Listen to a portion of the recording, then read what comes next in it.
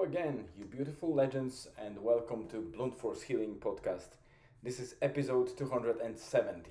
Yes, exactly. 270 days since this blog started and keeps going every day.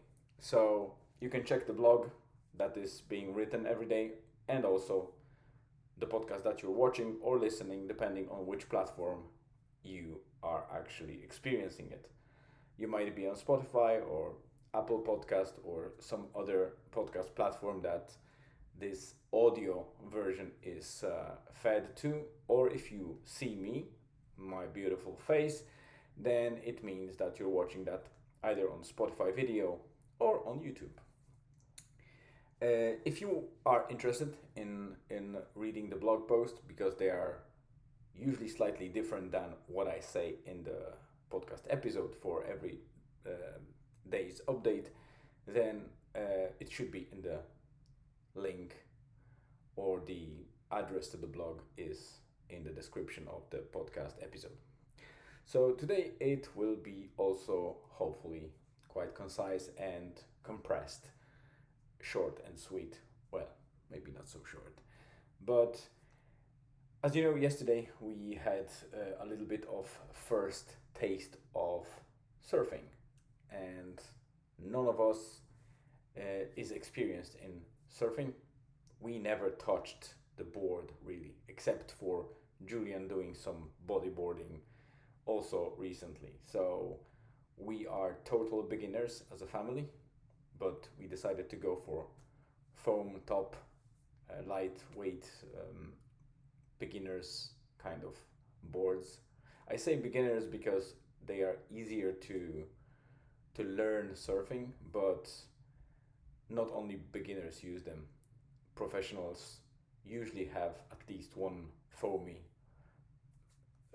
soft top longboard in their arsenal, just for the sake of having I would say a pleasure of riding smaller waves if the sea is not rough and they come to the sea with the board and they still want to experience a little bit of surfing, but the waves have no power and they are not big enough for the standard fiberglass surfboard. So the foam top or the soft boards are definitely a good choice because they can float easier on, I would say, smaller waves. And this is the reason why we bought two 8 feet soft boards, soft longboards, and also Julian and Elizabeth, they bought the wetsuits. I don't think I need wetsuit, to be honest. I'm not getting cold in the water fast enough, I would say. I will definitely invest in the wetsuit for colder months, but for now I think the ocean's temperature is still good for me. So I'm fine without wetsuit. I actually like to feel the water on me rather than being, you know, sleeved in some stretchy but very tight foam cover, I would say. So that was yesterday, and the funny thing was that while Julian and Elizabeth were playing with the boards and I was taking pictures, the I realized after a couple of minutes that at the bottom you could see that through the water. At the bottom there was, I would say, hundreds or thousands or probably more of those little hermit crabs, those that are changing, they are finding the shells and they are changing them as they fit them. So if they grow too tight for existing home, then they search for another bigger shell and they just change it. So they are funny crabs, and there was tons of them. You couldn't really look at the water or at the bottom of the sea through the water and did not see a couple of them kind of walking around, which was fun to watch. And I know that Julian is particularly sensitive to different, flies or wasps, and also sea life is included, especially if he can step on something. He's really curious and loves to watch those animals, but he doesn't want to know if he can step on them, or so he prefers, well, he doesn't like to learn when he is in the water that there's something in there that he can actually step onto. He is well aware that these things are there, like the little, shrimps or things like that, but usually you don't step on them, but they are there.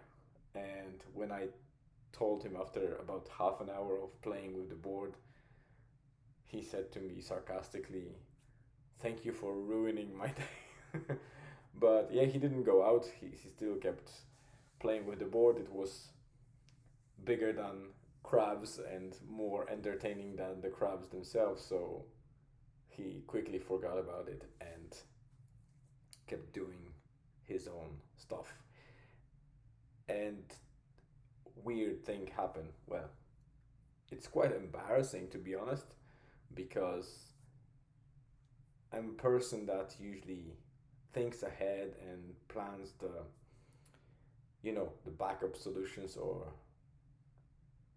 I always try to have a backup way of doing things. And since we started driving to the beach very often, especially in Rosnola, where you can actually drive into the beach, even though it's quite safe in Ireland, in particular in Donegal, to leave the car and things inside without really big risk of, burglary or thieves around, I still have that unease of leaving things open. Uh, I don't know what's the origin of that feeling, but you know, we close the door of the home, we close the door of the shed in the garden, we close the car. So it's like it's a natural thing to do. And there's one problem. When we go to the beach, obviously I can't go with the car keys to the water. And there is a very handy thing with our car, which is constantly connected to the cellular infrastructure and network, that I can lock it and unlock it from the authorized app that I have on my phone.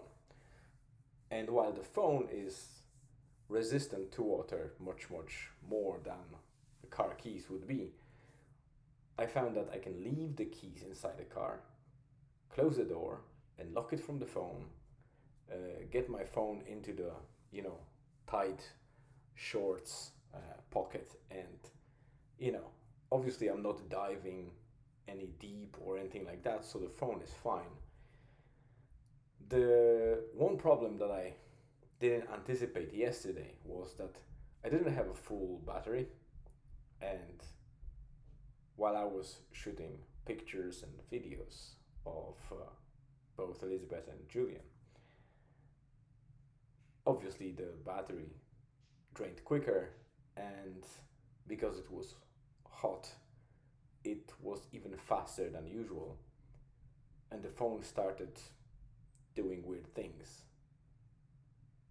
Obviously, these things were dictated by the software to make sure that the phone is safely turned off and won't go into any corrupt state. But the problem is that once it went down with the battery, it shut completely, and I couldn't do anything about it.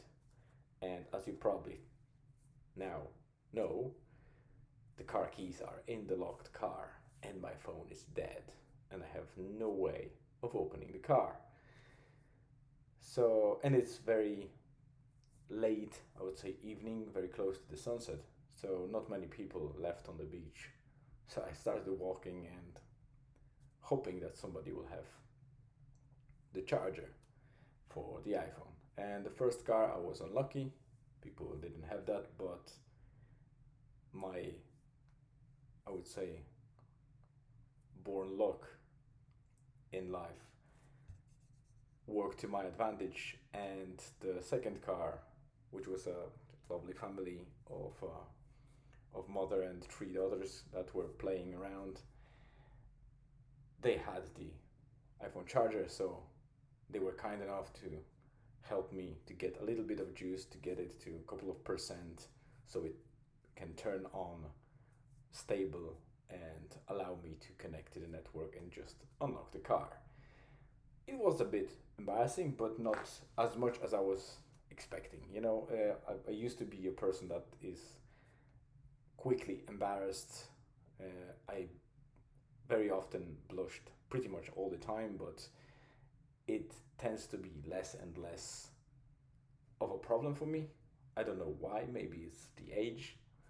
I don't give a damn that much, I guess, the older I get. So it was a natural situation for me. I didn't predict one thing, lesson learned. I was fortunate to get it fairly quickly. I had a quick chat with one of the girls, and it turned out that they are from Enniskillen, so they went for quite a drive to get to Rosnola, probably about 50-55 miles. And yeah, with fingers crossed because the weather wasn't, guaranteed. And they found Rosnola, fortunately, with the good weather. I was fortunate to meet them because they saved my life fairly quickly. I was able to open the car and we got back home. But it was like a funny, I would say, event that happened yesterday. And today, obviously, it was Julian's school tour, so quite early, we got Julian dropped to the school where the bus was waiting for them, and they went off. He thoroughly enjoyed it. In the meantime, I used the lunch break opportunity, and we took surfboards with my wife without wetsuits this time and drove to Rosnola again. It was actually tide that was coming, so we had, I would say, 2-3 hours tops before it would reach very deep into the beach. But we didn't need that much time. The only problem was that there was almost zero wind, and the flies were ridiculous. There were a couple of different, types of those flies, and while some of them are just annoying and they just sit on you, there were a lot of those that in Poland we call gies, which is one of those horse flies that just tend to bite and drink the blood of horses, cows, and different other mammals, including human beings. And the bite is usually quite painful, not as the wasp because it's not very long lasting, but then it's very itchy, and many people have allergic reaction to that. And there was plenty of them. I don't remember them last year, so I was quite surprised that there were so many over a couple of days. I suspect it's a humidity and the weather combined that enabled that bloom of those flies. So I suspect that's just a natural cycle that we were not experiencing last year, but it happened this year, and I hope it will end soon because these things are relentless. It's very hard to get them off you. Well, you can wave them away if you see them. The problem is that while most of the flies, when they sit on you, you can feel them, usually you don't feel those flies. So nature equipped them to land stealthily on your skin, and it's very rare that you feel it until it bites you, or at least it gets into your skin. So the first kind of pinch, when you feel it, it's usually when it's already kind of grabbing your skin, pinched through, and tries to suck blood off you.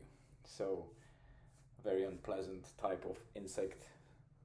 But yeah, but the closer you get to the sea, and obviously over the ocean, the water. It's there's very little of them or none.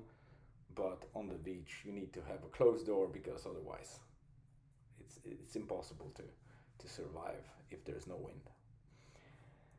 Yeah, so Elizabeth spent a lot of time, kind of in the water and a little bit of lying there and using whatever was left of the sun.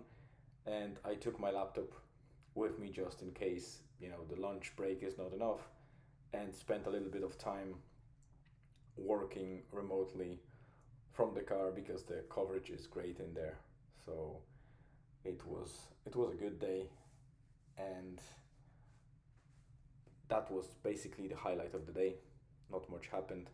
One more thing that I want to do is to complete the run before sleep, and for that reason, I will be wrapping up today's episode. I hope you have a great day, evening, afternoon, wherever you are. Thank you very much for coming. Appreciate your time and stay tuned for tomorrow.